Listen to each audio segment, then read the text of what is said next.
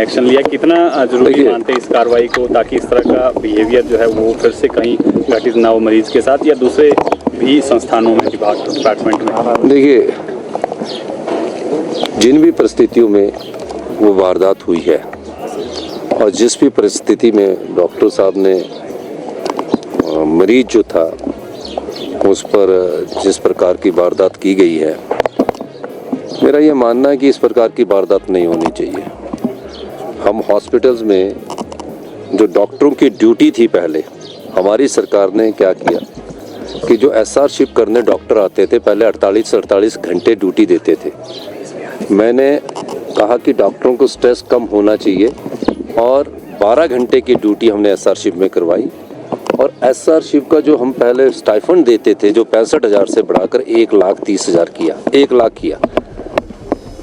फिर जब 12 घंटे की ड्यूटी होगी, किन परिस्थितियों में डॉक्टर ने इस प्रकार की वारदात की है वो मैं समझ नहीं पाया। जब मुझे कल अधिकारियों जो आईजीएमसी की जो डिसिप्लिन कमेटी उसने रिपोर्ट्स दी, उसके बाद मैंने कहा कि डॉक्टर एक ऐसा है जिसके पास कोई भी आम आदमी, साधारण परिवार का व्यक्ति ये सोच कर आता है कि डॉक्टर मेरे लिए भगवान की तरह है और मेरे को उससे ये आशा होती है कि मेरा ये इलाज करेंगे और अच्छे इलाज करेंगे। अब उस पेशेंट का जो मैंने उस रिपोर्ट्स में आया है वो सिर्फ पल्मोनरी बेड के खाली बेड में था, जहाँ उसकी तबीयत किसी की पेशेंट की ख़राब होती तो ऐसे बैठ जाता है वो। उस बेड में वो बैठ गया, उसके बाद लेटने के बाद एक वीडियो का पक्ष आया है जिसमें उसमें डॉक्टर उसमें अटैक कर रहे हैं। दूसरा डॉक्टरों ने भी कहा है कि हमारे पास एक और वीडियो है। तो मैंने बोला कि इस समय तो ये बनता नहीं है कि चाहे वो किसी भी स्थिति में हो उसकी कंप्लेंट करवा सकता है, उसकी शिकायत करवा सकता है। और इस दृष्टि से हमने उस पर कार्रवाई की जो भी हमारे को आईजीएमसी के प्रशासन ने रिपोर्ट दी। दूसरा, आईजीएमसी में कैसे डॉक्टरों की सुरक्षा को भी प्रदान करना है और मैं उसका भी अभी मैंने अधिकारियों को कहा कि इसका अध्ययन करिए कि पेशेंट के साथ कितने आदमी आईजीएमसी जाएंगे और डॉक्टरों को भी सुरक्षा मिलनी चाहिए। डॉक्टर भी कोई ऐसा ना हो कि उसके बाद वहाँ कुछ वारदात हुई है तो उस सारे मामले में हम बातचीत कर रहे हैं और निश्चित रूप से डॉक्टर ने जो किया वो गलत था। सर, डॉक्टरों के एसोसिएशन ने एक प्रदेशव्यापी आंदोलन की भी बात कही है। अगर एक तरफा कार्रवाई हुई और दूसरी तरफा कार्रवाई हुई तो प्रदेशव्यापी आंदोलन करेंगे, इस धमकी को किस तरह से? देखिए, सरकार में सब बातचीत संवाद के द्वारा होती है और लोकतंत्र में अगर इस प्रकार की धमकी की बात नहीं है, वो उन्होंने कहा होगा, वो जो भी कहेंगे बात सुनी जाएगी और सरकार ने इस पर कार्रवाई की है, ये फैसला है। धन्यवाद। व्यवस्था की तो धज्जियां उड़ी पड़ी हैं, कानून व्यवस्था नाम की तो कोई चीज़ है नहीं बची हुई प्रदेश में। आप देख रहे हैं कि गोलियां चल रही हैं, लोग मारे जा रहे हैं। ऊना में घटना हुई, आप नालागढ़ का जिक्र कर रहे हैं, इस तरह से बिलासपुर में घटना हुई, शिमला के आपके रिज मैदान के साथ मॉल रोड पर जो है पुलिस जो रिपोर्टिंग रूम के सामने कत्ल हो जाता है। कानून व्यवस्था की सारी स्थिति तो आप देख ही रहे हैं। इसलिए सरकार की प्राथमिकता इन सारी चीज़ों को लेकर के होनी चाहिए थी, लेकिन वो हो नहीं पाई है। 3 साल बीत गए कहते कहते और सचमुच में ये चिंता का विषय हम सब लोगों के लिए, इस प्रदेश के लोगों के लिए है। Thank you. देखिए, सरकार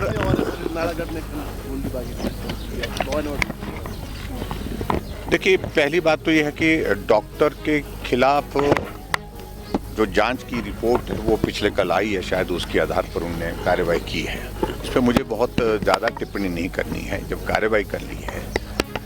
लेकिन कुल मिलाकर के इस सारी घटना से दोनों पक्ष में जो मरीज था उनके साथ भी स्वाभाविक रूप से संवेदना है। कुछ लोगों की कि भाई मरीज के साथ गलत हुआ, डॉक्टर इलाज करने के लिए होते हैं, इस तरह का व्यवहार करने के लिए नहीं होता। और दूसरा पक्ष जो डॉक्टर रख रहे हैं वो भी सुनने लायक है। मैं आपको बता रहा हूँ कि इसलिए सुनने लायक है कि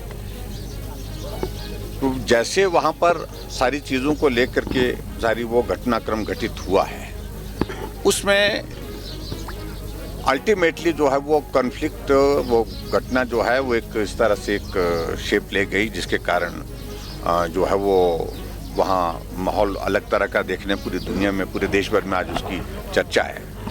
लेकिन आगे इस सारी चीज़ से हमको सीख लेनी चाहिए कि ये घटनाएं ना हो, उसके लिए सरकार कदम उठाए।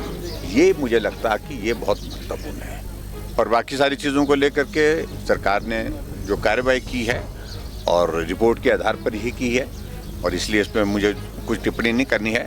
लेकिन आने वाले समय में वहाँ हॉस्पिटल में इस प्रकार की स्थिति ना हो, बाकी लोगों के साथ ऐसी घटनाएं ना हो, चाहे वो डॉक्टर के साथ हुई है, चाहे वो पेशेंट के साथ हुई है, उन सारी चीज़ों को लेकर के मुझे लगता है कि विचार करने की आवश्यकता है। उसके लिए सरकार सुनिश्चित करे, यही मुझे कहना है। सवाल आईजीएमसी में डॉक्टर का या मरीज का नहीं है, सवाल तो ओवरऑल व्यवस्था पतन का है। जब चीज़ें सरकार की तरफ से बिगड़ने लगती हैं, मंत्रियों की तरफ से बिगड़ने लगती हैं, तो उसको कहते हैं जनरलाइज्ड स्थिति खराब होती है। अब जब सरकार के स्तर पर लड़ाई है, विभागों के स्तर पर लड़ाई है और फ्रस्ट्रेशन है, डॉक्टरों में फ्रस्ट्रेशन है, मरीजों में फ्रस्ट्रेशन है, जब इलाज ही नहीं हो रहा है और उसके कारण मरीज फ्रस्ट्रेटेड है, डॉक्टरों को सुविधा नहीं मिल रही है, उसके कारण डॉक्टर फ्रस्ट्रेटेड है, तो स्थितियां तो ऐसी होंगी। और ये इक्का दुक्का घटना हो गई, आपने उठा करके एक उंगली में बीमारी हुई, उंगली काट दी, ये इलाज नहीं है।